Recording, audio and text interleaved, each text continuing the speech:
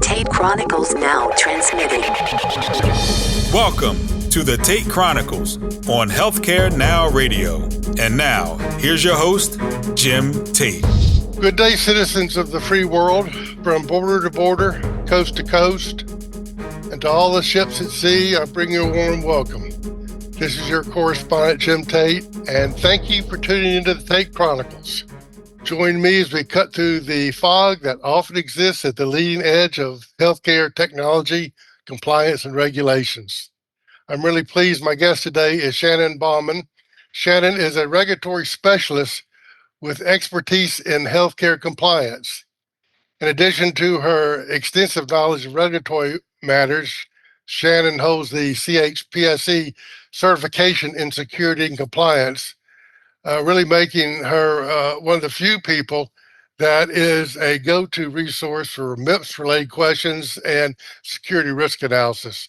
She serves as a regulatory information specialist with a company called Chirpy Bird, who I've interacted with and worked with for quite some time.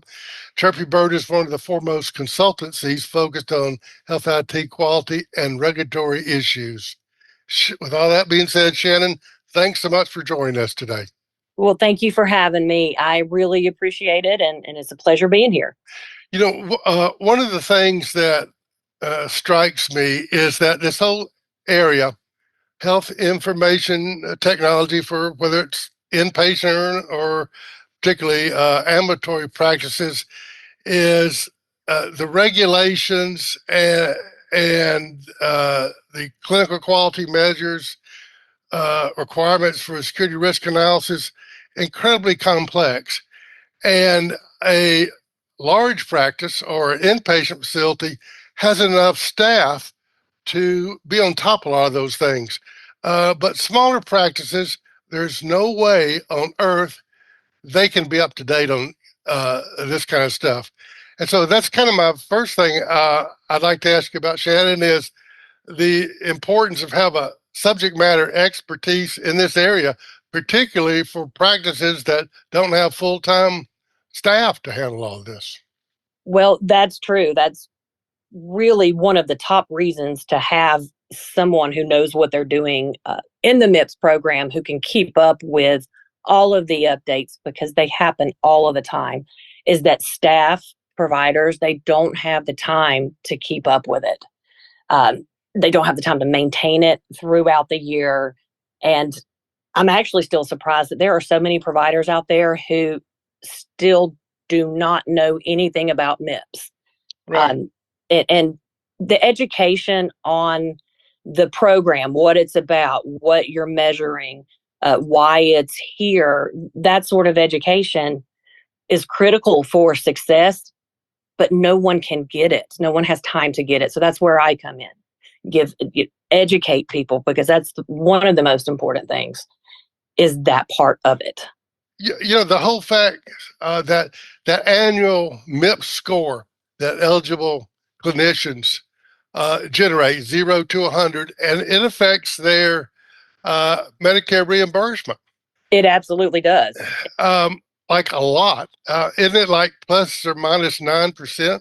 That's the advertise, and I say air quotes around advertise. Sure. So basically, if you don't report anything, you will get the full 9% incentive. But if you do, and say you score at 100%, you're not going to get the full 9. So in 2021, let's say you had 100 points, you got 2.33%. The base is 0.11%. And then there was an exceptional performer bonus added to that. So when you look at the base for every year, it's really not more than what is being sequestered by Medicare, their payments. So there's a lot of frustration with providers, like, why am I doing this work and I'm not really seeing any sort of benefit from it? And definitely not the 9%. Now, hopefully we'll get there one day, but we're not there yet. You know, these the annual MIPS scores, they are publicly available. They're usually, I don't know, a year or so behind when the government releases that gigantic spreadsheet with MIPS Exactly. scores. And at one time, I kind of thought that organizations or third-party startups or somebody would use that, so practices could say, "Oh, we score high," and use it kind of as a kind of marketing tool, like hospitals use all those things as marketing tools. It's Uh, a great yeah, marketing. Star rating is a fantastic that's marketing. right. That's my Yes. argument with, you may not have a 9% incentive, but you're not getting a 9% penalty, and you can market. You're a 4 and 5 star provider. That's huge, and Medicare is really steering all of their Medicare patients to go on to Physician Compare or Hospital Compare and choose providers based on their star ratings. It's all published for everyone to see. So your Yeah. reputation is at risk if you don't Well, report and do well. I know you've been at Chirpy Bird for about 8 years, Shannon. What kind of services do you provide or are provided? Well, so we work with private medical groups, Mm-hmm. large or small, ACOs. We can do some work with EHR vendors and pathology and clinical labs. But what we do is we try to enhance each entity, no matter what it is, their value proposition by identifying ways to structure patient quality care policies and procedures and workflows to really improve the quality of patient care that they're giving and reduce cost. And we do that aligning it with the MIPS program.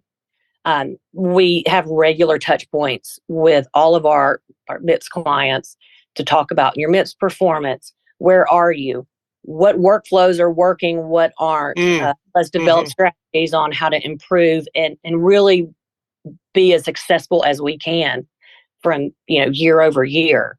That's our goal, and we provide audit protection, a book of evidences, and we really tailor our recommendations to each practice. Every practice is different. We don't want to change anything. We don't want you to change your workflows to meet MIPS criteria. We want MIPS criteria to fit into your workflow. So when we're choosing measures, we're talking about all of the categories. We're trying not to change their internal workflows. So everybody is a little unique. Well, in the generating the MIPS, aren't there, correct me if I'm wrong, 4 categories? And is clinical quality measures the largest category? We call it the king Okay, of your right. So 30% of your total score. And so, quality. when I've talked to folks, I'm not quite as involved with it as I once was, but I can remember talking to practices about, well, you won't report on, quote, high value CQMs, as opposed to at that point, everybody's eyes would glaze over. Right. But somebody with some subject matter expertise has got to help. If the goal is to do the best thing for reimbursement, you've got to have somebody who knows what they're doing to help select the appropriate CQMs. And then maybe you kind of implied it a little bit there, Shannon, run reports on a regular basis and give some feedback, maybe to the provider level to, change some workflows a little bit to make sure they're getting those numerators, in the right way. Exactly. And we do that, and we try to train the staff, train everybody that comes in on how to do it on whatever EHR that they're working on. And not all measures are offered by every single EHR. So, we have to work within the choices that we have, and we have to make the best choices for success. Well, and that's what we do with them. Yeah. And I basically, certainly ambulatory providers, they need to ostensibly report on 6 measures, correct? That's correct. Yeah, your top 6 measures. Right. We typically work on a little bit more just to give us some flexibility. Yeah. And some certified health record systems have certified 6. Some have certified many more than 6. Right. So, And that's one of the challenges is working within the EHR. A lot of times we have to use EHR or, bring in a registry. Registries will give you more options than an EHR, but uh-huh. that's the cost. Yeah. And so if I guess there's one way, if a EHR is using what they call ECQM, select, yeah, it's kind of push some buttons and stuff. But if you're using a registry, you can almost send Excel spreadsheets or hard copies, and they input stuff. Yep, that's exactly what we do is import Excel billing sheets. And Yes.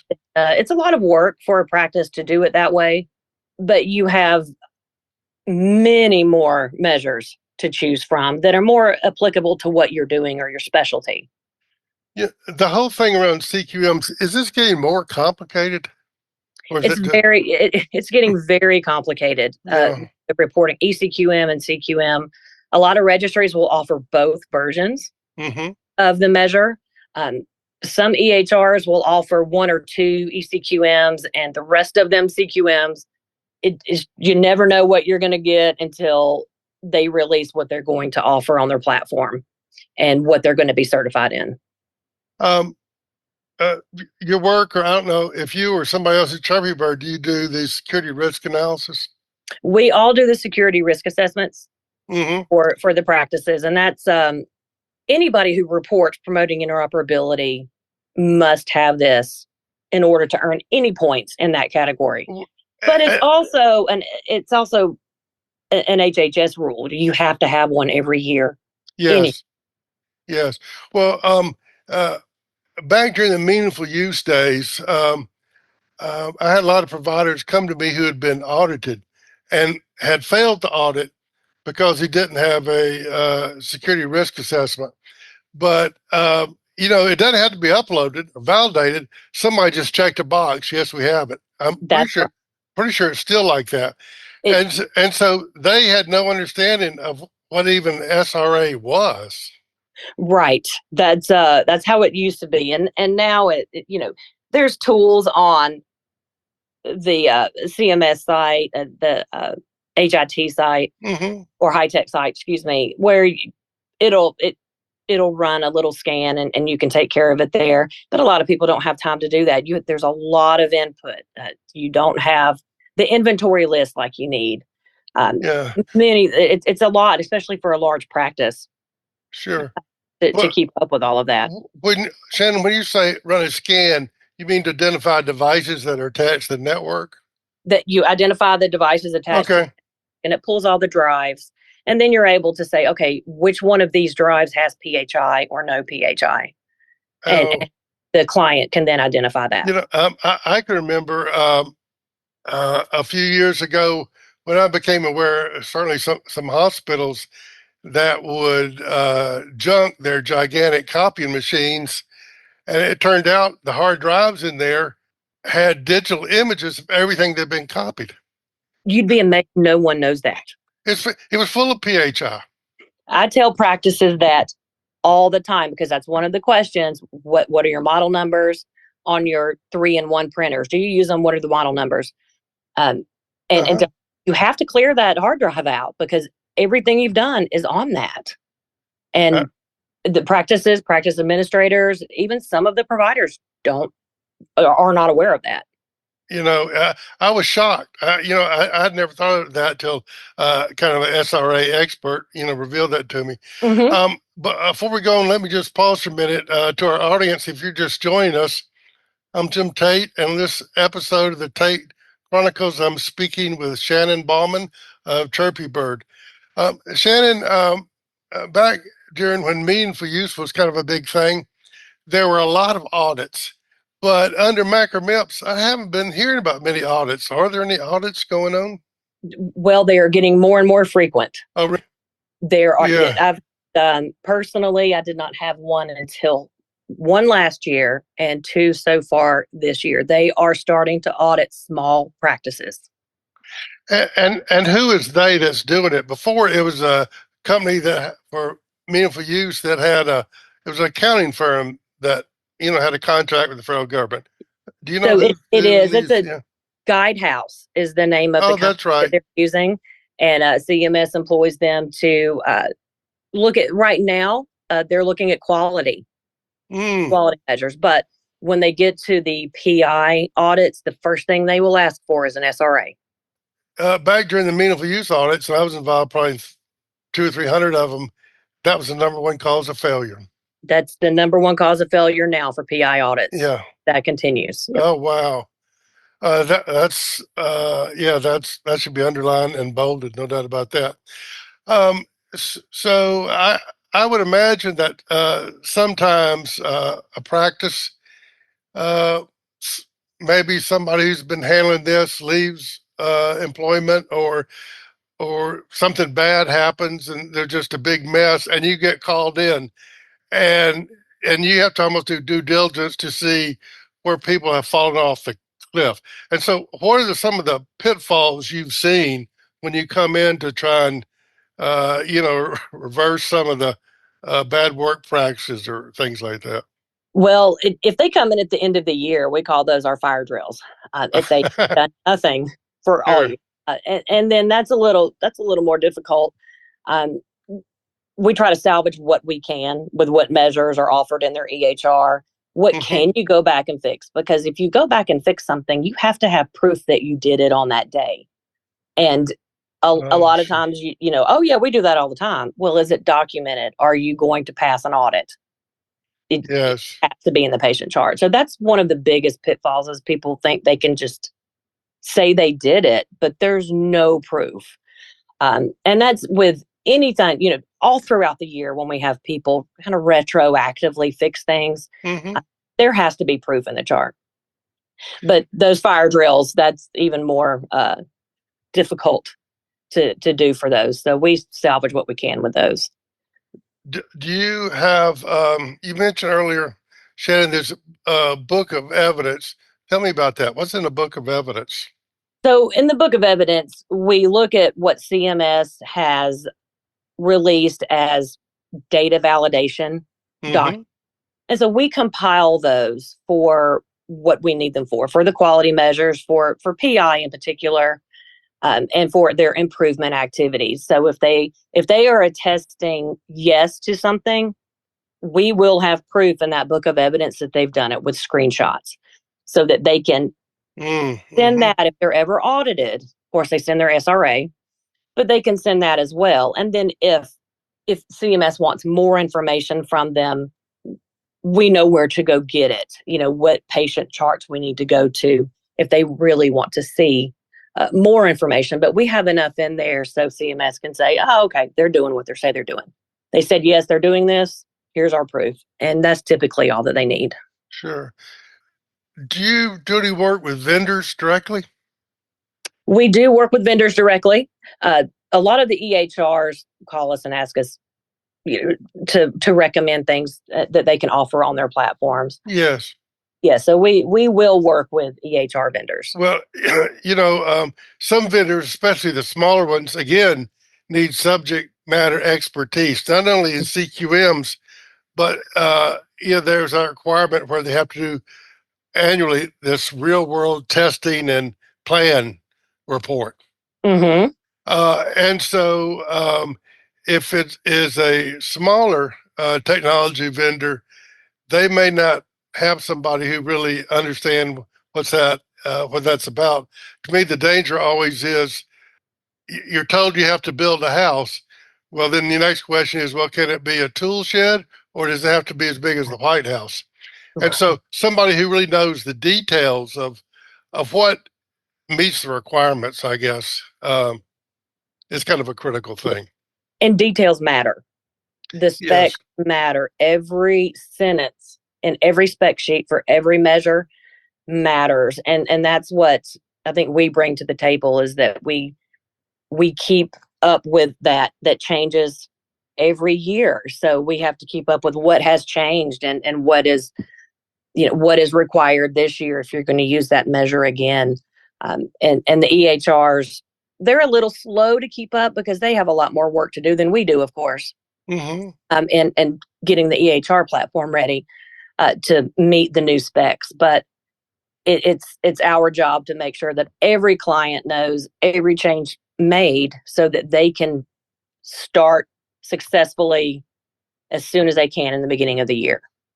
One of the things you mentioned is that practices for their quality measure category in the macro MIPS program, they report on their 6 best. And correct me if I'm wrong, but they report as many as they want to, and the government picks the 6 best. Is that correct? That is correct. That is correct. Is that usually pretty? I mean, I guess somehow the government can figure out which ones are high value, and yeah, I don't know, just calculate it all out in some way to figure out what the 6 best are. Well, and we sometimes will work 7 to 9 measures, Mm-hmm. and for the EHRs that let us choose which measures, we only will choose those 7 to 9, because if they're going to choose, if we submit everything, CMS is going to say, all right, I'm going to take an outcome measure first. But we may not be working on an outcome measure. So that's going to decrease your score because you weren't working on that. You were working on a high priority instead, which is okay to send if you don't have an outcome. So there's certain ways you need to set up that QRDA3 file to go so that all of the measures that are on that platform, we don't want them all to go, just the ones that we've been working on, and then they can choose the top 6 from that. What's the easiest CQM? Tobacco, screening for tobacco and cessation intervention. Okay. That's the easiest one, and that's the one that's the high value one. But a lot of people miss it, but that's the easiest one. You're probably right, because what I was going to suggest might not be high value. It's review of current medication list. And that is the most difficult, the most audited, and was it difficult because they have to check a box, or?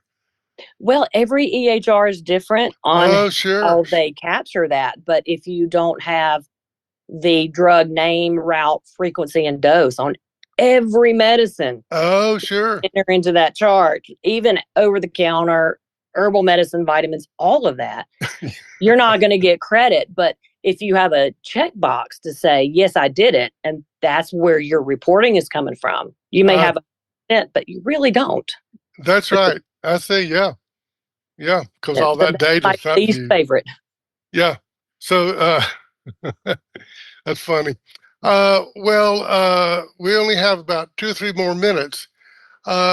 Before I forget, though, let me ask if some of our listeners want to contact Chirpy Bird to learn more about the services offered. How do they get in touch with y'all?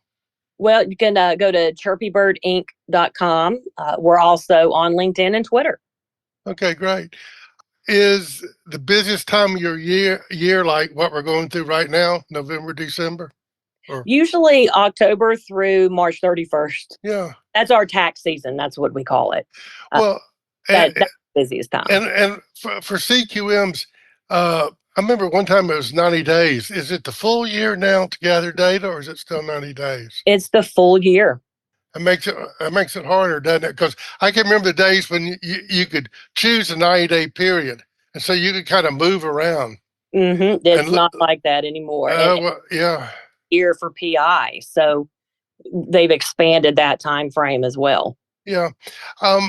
Just from kind of a governmental aspect of things, meaningful use and MIPS, these have existed throughout both Republican and Democrat administrations.